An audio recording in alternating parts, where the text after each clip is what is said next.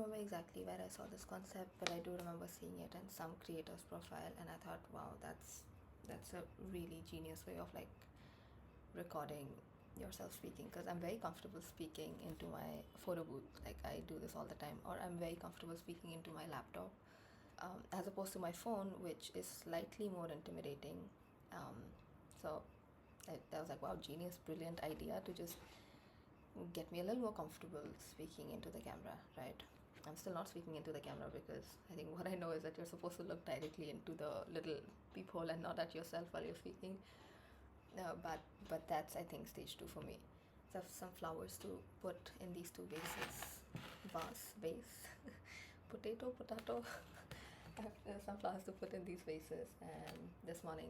So I thought maybe I'll do this and talk about a few things that's been on my mind, like kind of, let it free flow as opposed to really structure it. Okay, if this is going to be triggering for you, I'm gonna talk about like weight gain and just body dysmorphia in general. I've not gained a crazy amount of weight.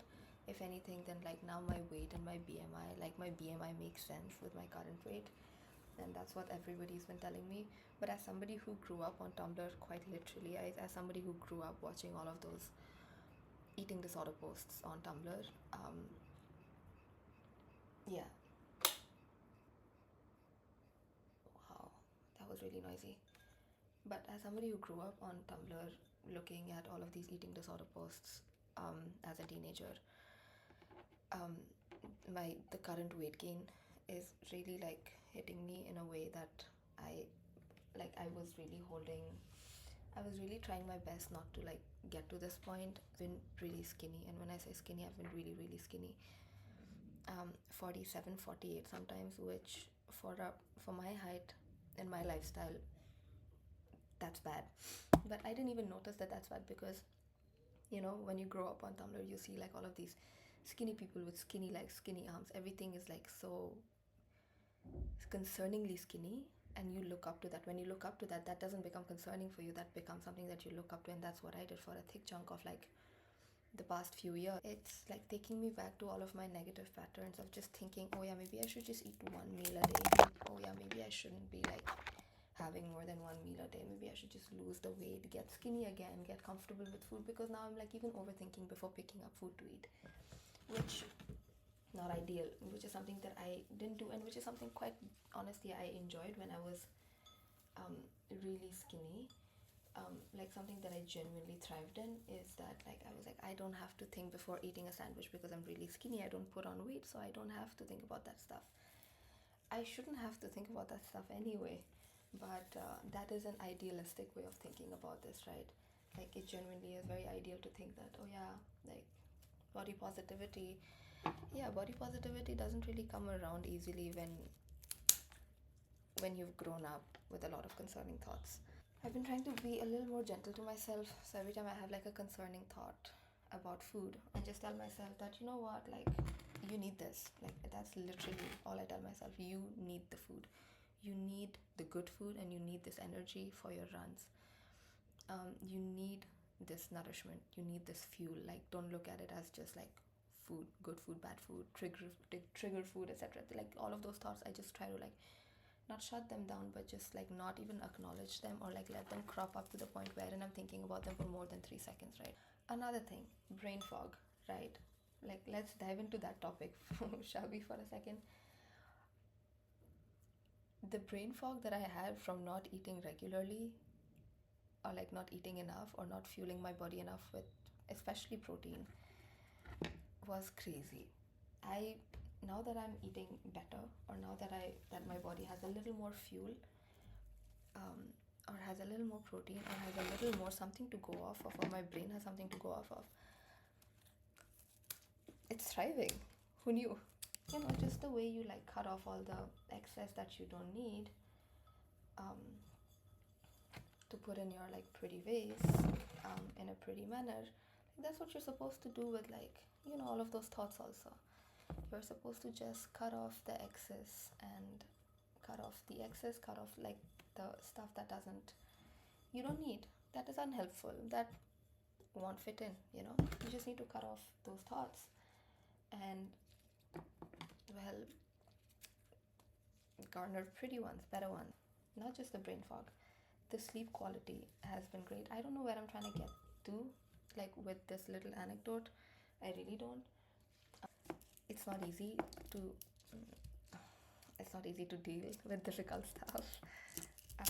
It's not easy to deal with difficult thoughts. Um, but you kind of have to, right? You kind of have to. Especially when these thoughts are like so deeply rooted and bring back memories that might not be super pleasant, especially when that's the case. But as a 25-year-old adult, I really have told myself this thing. As a 15-year-old, you didn't know better. As a 15, 16-year-old, even 17, 18-year-old, you didn't know better. You bought into all of these toxic patterns. You let yourself think all of these negative thoughts. You let yourself build all of these thoughts, looked at all of these like superficial images, and looked at, just developed problematic patterns because you didn't know better, because you didn't have a better perspective on life. But as a 25 something year old with a prefrontal cortex developed, I guess, and a little life lived, you know better. You know better to let yourself sink into the same patterns again. You know a little bit better to like allow yourself to go back into those kind of patterns again.